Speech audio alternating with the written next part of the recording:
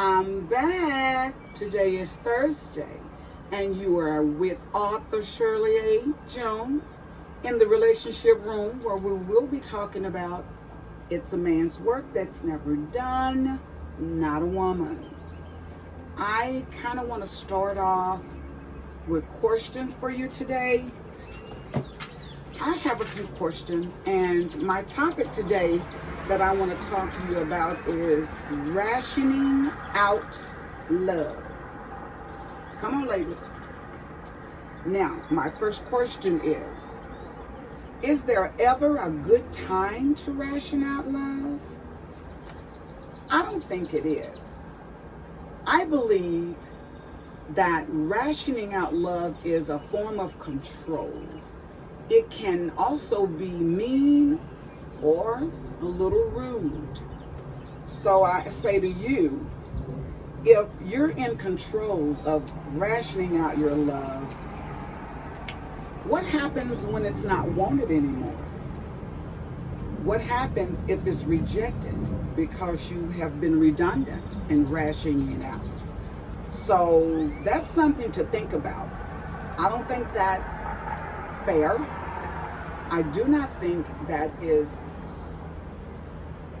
I'll say ladylike, but for whatever reasons you find to do that, think about it. Let's go on to the second question. My second question for you about rationing out love is, when you took your vows together, were you saying that we will ration out, or we will work out our differences together? And I believe that's what we are saying when we say I do. We're saying that we're going to have maybe rough patches.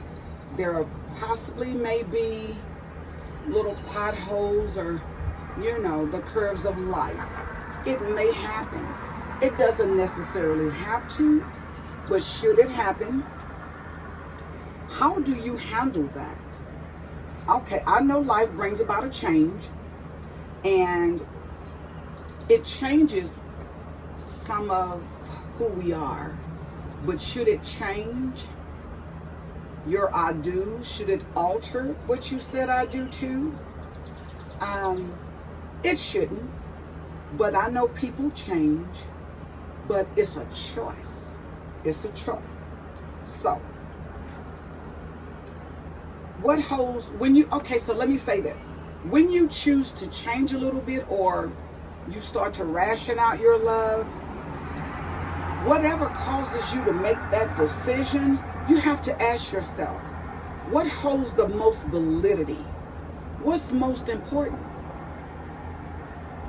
Your word or the change of time? Don't allow that to dictate how your life should go. You be in charge of that. The choice is yours. All right, my third question is, when you ration out your love, are you using it as a bargaining chip? Let's get that. I believe that's what it is. When you use it as a bargaining chip, for example, you don't buy me this, you don't get that. You don't buy me this or take me here, then we're not doing that. Now, how would you feel, ladies, if you were treated like a chip on a checker game? Shuffling over here, being shuffled over here, and jumping and moving, and And then when you get crowned, that's the end of the game.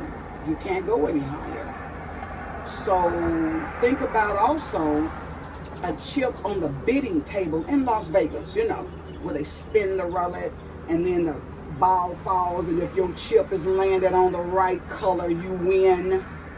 Who wants that kind of life? I would say what my grandmother would say: don't start what you can't finish, and don't do what you don't want done to you. So rationing out love, it's really not fair. It's not ladylike. And I think it's a form of control. So think about it. Do you want unity and love? Do you want control? You make that choice. So loving him the way you said I do to him, that's going to keep your relationship unified a very long time. So think about it. Control versus love. Don't ration it out if you don't want to be treated like a bargaining chip. I'm signing off early today. I want you all to stay safe. Obey the CDC. Yes, they are opening some places, but you choose what's best for you and your family. If you don't have to go out, don't. It's not over yet. So, I love you. Stay safe. And don't forget to like this video and push subscribe. I'm needing you to subscribe to my channel. Please, please, please. I love you. Smooches.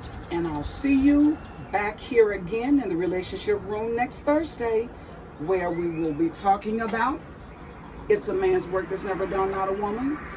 And then we'll go into the book a little bit, okay? All right. Author Shirley A. Jones signing off. Smooches. Bye.